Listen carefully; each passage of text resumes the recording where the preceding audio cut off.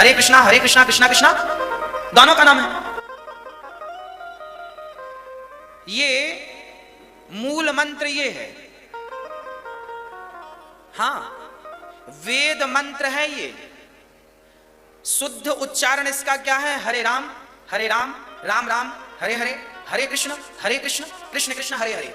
ये वेद मंत्र बोल रहा हूं मैं। फिर इस पर विचार किया गया कि इस मंत्र को सब लोग नहीं बोल सकते, क्योंकि कोई अशुद्ध है कोई शुद्ध है, तो इस मंत्र को उल्टा कर दिया गया ताकि जपने का कोई दोष ना लगे, इसलिए इसको उल्टा। फिर उल्टा कैसे जपते हैं लोग? हरे कृष्ण। इसका वेद में शुद्ध उच्चारण ये है, शुरू कहां से होता है ये मंत्र? हरे राम राम राम हरे हरे, हरे कृष्ण कृष्ण कृष्ण हरे हरे। फिर इसे उल्टा कर दिया तो ये बन गया हरे कृष्ण। उसमें पहले राम का नाम आता है, हरे राम राम राम हरे हरे, हरे कृष्ण कृष्ण कृष्ण, ये शुद्ध है। फिर ये वेद मंत्र है, फिर इसे उल्टा किया गया तो ये लौकिक मंत्र हो गया, महामंत्र है ये। फिर इसको जपने का अधिकार सबको मिल गया उल्टा होने से, क्योंकि सीधा जपेंगे तो इसके नियम फॉलो करने पड़ेंगे, शुद्धि का ध्यान इसका। इसलिए फिर इसको कह दिया गया हरे कृष्ण कृष्ण कृष्ण हरे हरे, हरे राम राम राम हरे हरे। पुण्य वही मिलेगा, फल वही मिलेगा, पर इसको आप कैसे भी जपो, नहाए नहाए जपो या बिना नहाए जपो। इनका मोतियाबिंद हो रहा है, इन्हें अपने सदग्रंथों में लिखी हुई सच्चाई का नहीं पता। तो आइए अब जानते हैं संत रामपाल जी महाराज के विचार। हरे हरे श्री कृष्ण कृष्ण हरे हरे, राधे श्याम सीताराम, राधे राधे श्याम राधे, ओम नमः शिवाय, ओम भगवते वासुदेव नमः। ये गायत्री मंत्र, ये मोक्ष मार्ग के मंत्र नहीं है, ये व्यर्थ है, यूजलेस है। गीता जी अध्याय नंबर 16 के श्लोक नंबर 23 और 24 में स्पष्ट किया कि जो शास्त्र विधि को त्याग कर मनमाना आचरण करते हैं, मनमानी पूजाएं जाप करते हैं, उनको न तो सुख होगा, ना कोई गति होगी, ना उनकी कोई उनको सिद्धि प्राप्त होगी, अर्थात यूजलेस। इसलिए 16 में अध्याय के फिर 24वें श्लोक में स्पष्ट किया गीता जी में, इससे तेरे लिए अर्जुन कर्तव्य और अकर्तव्य की अवस्था में कौन सी साधना करनी चाहिए और कौन सी त्याग देनी चाहिए। सदग्रंथों को आधार मानना, किसी के लोक वेद पर आधारित मत होना। तो श्रीमद् भगवद गीता हमारा आधार है भक्ति का, पवित्र वेद हमारा आधार है भक्ति का, साधना का। लेकिन पुराण हमारे सहयोगी हैं अध्यात्म ज्ञान को समझने के लिए। और जो पुराणों के अंदर वेदों और गीता वाला भक्ति विधि है, वो तो वेदों और गीता का ही है, वो तो हम उन्हीं से ग्रहण करेंगे। बाकी अन्य उसके अंदर उस ऋषि वक्ता, पुराण के वक्ता का अपने घर का ज्ञान है जो वेदों और गीता से नहीं मिलता, वो हमने स्वीकार नहीं करना। अब गीता ज्ञानदाता कहता मेरा एक ओम अक्षर है, नथिंग एल्स, और कोई जाप ही नहीं है, इसके अतिरिक्त कोई मंत्र जाप करता है वो अपने डलेट हो रहा है, वो कंकर पत्थर इकट्ठे कर रहा है, लाल नहीं है। ये ब्रह्म सत्र का है, और इससे जो इसकी साधना करता हुआ अंत समय में शरीर छोड़कर जाता है तो परम गति को प्राप्त होता है। वो परम गति कौन सी है? ब्रह्मलोक। और गीता जी अध्याय नंबर 8 के श्लोक 16 में कहा कि ब्रह्मलोक पर्यंत वहां तक गए हुए सभी पुनरावृत्ति के अंदर है। अब 17वें अध्याय के गीता जी के 23वें श्लोक में कहा है कि उस सच्चिदानंद घन ब्रह्म के पाने का 3 मंत्र का जाप का निर्देश है, नथिंग एल्स। निर्देश माने नथिंग, और कुछ नहीं, सिंपल ओनली डायरेक्शन, ये है। देखिएगा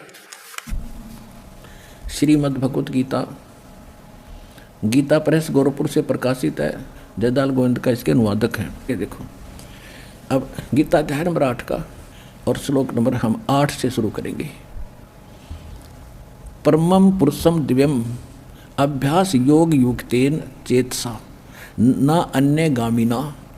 परमं पुरुषम दिव्यम, उस दिव्य परम पुरुष यानी परम अक्षर ब्रह्म को याति पार्थ अनुचिंतन, उसके सिमरण से उसको प्राप्त होते हैं।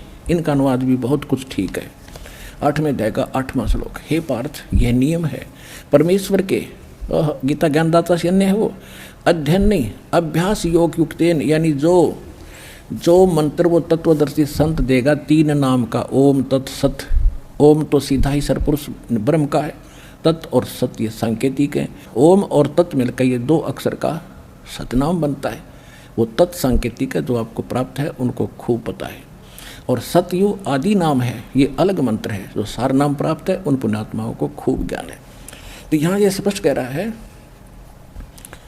कि उस मंत्र के अभ्यास से, ये योग ने ध्यान का इसमें मतलब है नहीं, ये तो हठ योग को ध्यान मानते नहीं। इसका संस्कृत मूल पाठ क्या कह रहा है देखिए, अभ्यास योग युक्तेन, ध्यान नहीं, अभ्यास यानी उस नाम के सुमरण की युक्ति से, उससे लगन से, दूसरी ओर न जाने वाले मन से, यानी किसी और भक्ति में फिर कति ध्यान नहीं जावे, केवल वही भक्ति करे निश्चित से। अनुचिंतन, निरंतर चिंतन करता हुआ परम दिव्यम पुरुषम याति है। परम पुरुष, परम दिव्य पुरुष यानी उस परम दिव्य परमेश्वर को प्राप्त होता है। गीता ज्ञान दाता से अन्य है वो परम अक्षर ब्रह्म, और वो सच्चिदानंद घन ब्रह्म जिसका 3 मंत्र का जाप है, उसको प्राप्ति कर, उसकी शरण में जाने को गीता ज्ञान दाता कह रहा है। अब आगे देखो, 8वें अध्याय का 9वां श्लोक हम फिर पढ़ेंगे। 8वां तो पढ़ लिया, 9वें फिर इसमें परमात्मा का नाम भी लिखा है, लेकिन ये विषय अलग हो जाएगा, अब यहाँ कर लेंगे। जो कवियम सर्वे कर दिया, कवियम ये लिखना था, जो कबीर देव है अनादि, सबके नियंत्रता, सूक्ष्म से भी अति सूक्ष्म, सबके धारण पोषण करने वाले, अचिंत स्वरूप और सूर्य की सदृश चेतन। अब देखो, हे निराकार बताओ भगवान ने, और इसमें लिखा हो तो सूर्य जैसा है, सूर्य का निराकार है, तो ऐसे परमात्मा सौ प्रकाशित उसका शरीर, सूर्य के सदृश नित्य चेतन प्रकाश, अविद्या से अति परे, सच्चिदानंद घन परमेश्वर का जो सेवन करता है। 9वां हो लिया, 10वां पढ़ेंगे। वह भक्ति युक्त पुरुष यानी उस परमात्मा की भक्ति करने वाला, योग बल से यानी भक्ति की साधना के बल से, उसकी शक्ति से भ्रकुटी में के मध्यम में प्राणों को अच्छी प्रकार स्थापित करके फिर निश्चल मन से सिमरण करता हुआ उस तत्तम या उस अज्ञान अंधकार में छुपे हुए उस परमात्मा के दिव्यम परमम पुरुषम, परम अक्षर ब्रह्म को, उस देव परम पुरुष को गीता ज्ञान दाता से अन्य को ही प्राप्त होता है। आ गया समझ में? है। अब ये किसके शरण में जाने को कह रहा गीता ज्ञान दाता? कि उस परम अक्षर ब्रह्म की शरण में जा। और वो परम अक्षर ब्रह्म कौन है? अनंत कोट ब्रह्मांड का एक रति नहीं भारे, सतगुरु पुरुष कबीर हैं ये कुल के सृजनहारे। वो कौन कबीर? हम सुल्तानी नानक तारे, दादू को उपदेश दिया, जात दुलाहा